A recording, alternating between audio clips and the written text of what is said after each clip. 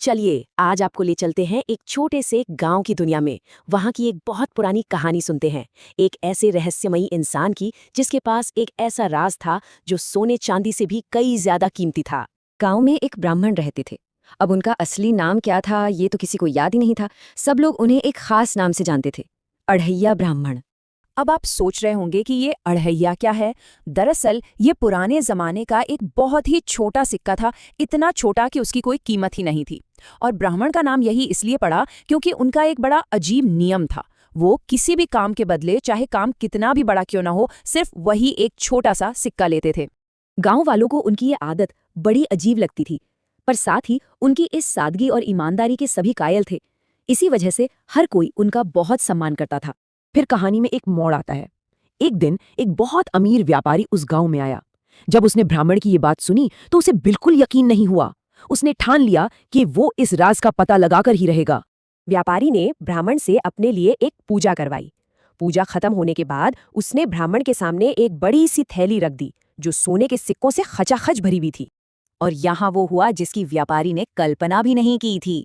ब्राह्मण ने सोने से भरी पूरी की पूरी थैली लौटा दी और उसमें से अपने लिए लिया तो बस अपना वही एक छोटा सा अढ़ैया का सिक्का। ये देखकर तो व्यापारी की आंखें फटी की फटी रह गईं।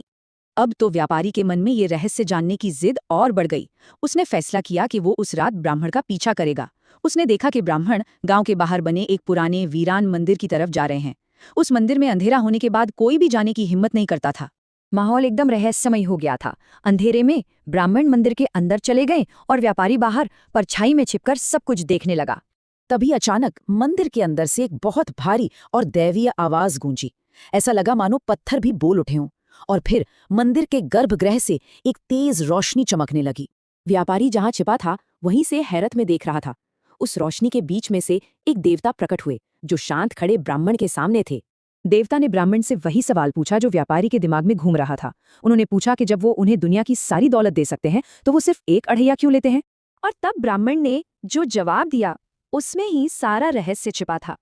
उन्होंने बड़ी विनम्रता से कहा, प्रभु, मेरे पास जितना है मेरे लिए काफी है। लालच तो इंसान को बस कमजोर बनाता है।